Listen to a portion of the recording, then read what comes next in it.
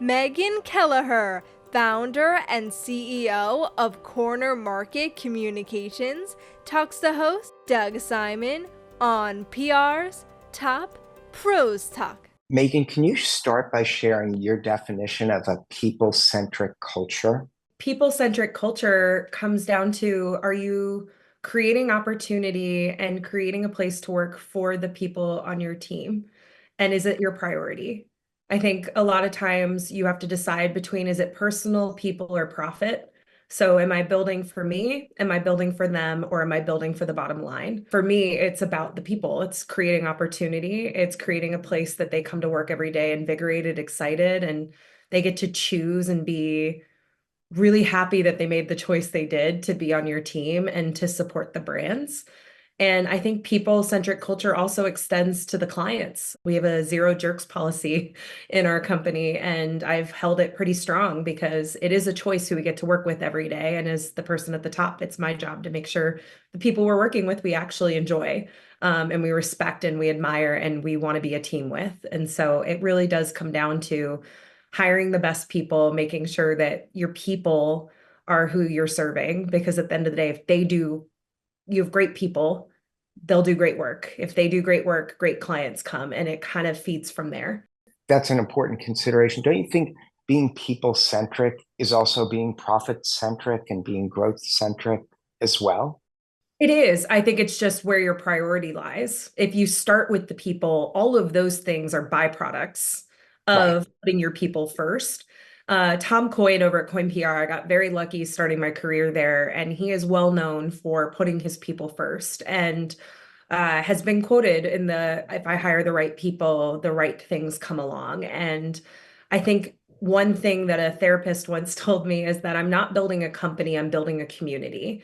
A lot of people like to say that they're building a family. I don't think it's a family. I think it's a community. It's people who are aligned on the same values and mission and goals, working all together towards one common direction, which is we're building a really fun and warm and inviting culture as a company that is enticing people to come work with us. And we have so much fun. I mean, look at the brands behind me. We're blessed by what we get to work with. And it's because of the team that's in place that these brands come join us, because we're having just the time of our lives. And so again, it's the people come first, and all the other things can be the byproduct of that. It doesn't mean I lose sight. I want to make sure that I'm making profit and that I'm making margins so that I can keep hiring really great people and I can go after the bigger brands and I can do all the other things I want to do. But at the end of the day, it's really about making sure that my team is fulfilled in their jobs with the opportunities I can present them, and let them pick up those opportunities and celebrate them along the way. Yeah, and I know you have five core values at your agency, and I appreciate that fun is intertwined with that because that was one of the things I was mentioning. I was recently at an event and they were talking about employee retention, all that, and they only mentioned fun once in the context of forced fun when you're doing an event to try and get people together to be back in the office. But to me, that's core value. Tell us about your five core values and how they're helping to propel the company forward. Our five values really started as a team, which has been really fun when you think about it, is that normally you go into like a hole and you build them yourself and you have this mission, and there's pieces of our values that are me personally, but it's really been about my team. We sat down at the end of last year and reevaluated and reassessed our values of, do we live this with ourselves and do we live this with our clients? And there's kind of flips to both sides, but we have five core values that we agreed on, and they all work really well together. The first one is authenticity. We want people to come as they are to work. I grew up in agencies and client and corporate, and there are some places where you needed to have the PR face. You needed to be the professional, kind of buttoned up person. I didn't get very far when I was trying to be that. And so I really want our team to be their authentic selves because it leads to trust. And with media and influencers and all of the other people we talk to on a daily basis, even our clients, they expect you to be trustworthy, and that only comes through in authenticity. So I really help coach our teammates on how to strengthen the best parts of themselves in their authentic way. Agility is another. We're very scrappy. We're very nimble. We like to fail fast. We like to celebrate quick. We're always on the move. And I think being able to jump and move is something that a lot of people have challenges with. Very set plans. Here's my Right. to-dos. And we all work as a team with inside of this scrappiness. My teammates joke, I still send FedEx boxes and I own the company. I still sweep the floors every night. I will do the work that anybody else would do at the team. And I think everybody in the team will do the same. If I may, that's a wonderful thing that everyone on your team would be willing to sweep the floors, because that's pretty unusual. Though you end up doing it yourself, but that's okay.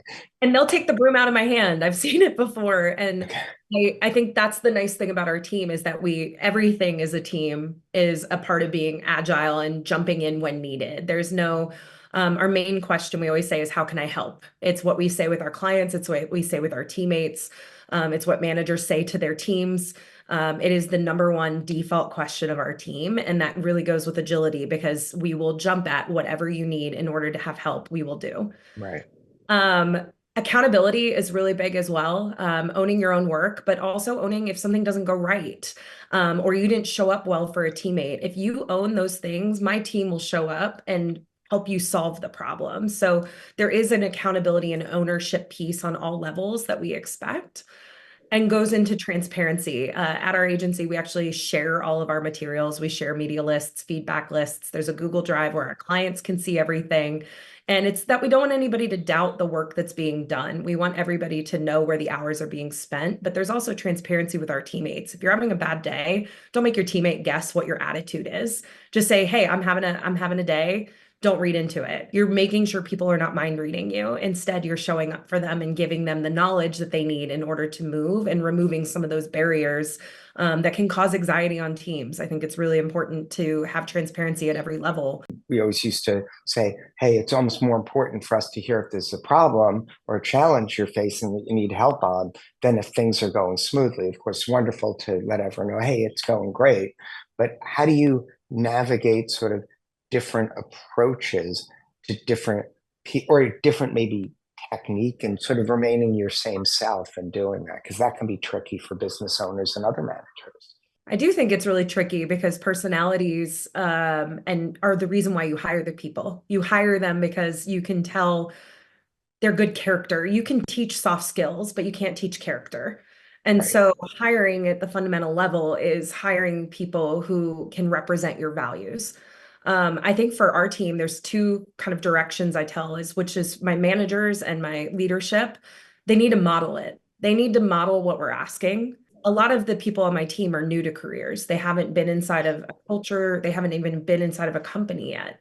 And so everything is new and scary. I've been far enough away from being an account coordinator that sometimes I forget what it's been like. But what I can do is I can model all of our values and how we want people to show up. So, I'm CEO and founder, and I joke about that with the team. Is like it's a title at the end of the day. I got here because I worked really hard.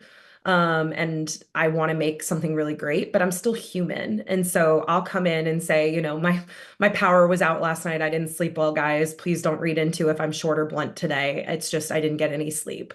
Hey, I really messed up on this project. I didn't show up for you in the way that I should have. I'm so sorry. Here's what I'm going to do moving forward. Hey, I saw that you are going to the factory on Tuesday to pack out influencer boxes. I'm going to come too so that, it goes a little quicker for you. Is there anything else I can help with? If you can default to the things that you want to see in your culture as leadership, people will emulate and follow because they know it's a safe place to do it. And I think that's the big thing for my leadership and my management team is make it a safe space by showing what's allowed and what we are asking for. If I show up with a PR face and very professional in my day, I have actually not shown up in my values because I'm much more of a joking, blunt, funny person and warm and inviting. And I want to make sure that I'm showing up that way. And then for my team, I always say that the thing I hate the most is surprises. Mhm. I don't want to know that you're unhappy as you're trying to head out the door. I can't do anything. You're actually robbing me of growth by not letting me know. And we talk a lot as a team about robbing people of growth, where Hmm. it's an opportunity where if you aren't giving me insight into something I'm doing that you need differently because of the way that you need to receive it. I'm Right. a mind reader. I'm trying to learn you and I can see things that I can do to help you. But if you're not telling me, you're actually hurting me because I can't lead you in the way that you need. I can't support you in the way that you need. And I want to do that. I hired you for a reason. I hired you to be on this team. Clearly, I would like for you to stay. I would like for you to thrive, but I need your help. And so we talk a lot about this joint growth and partnership as a team that I can work in tandem with them to learn them, but they have to be open in order for me to be able to do that. Right. And we have a culture that I'm very proud of that is an open door policy. And the joke is that today my door is closed. It's probably the first time in a while my door has been closed for this. But I think it's really important to model what you're looking for and then ask for them to meet you in that once you've built the trust and transparency that you need with your team so that they know you're going to show up for them in that.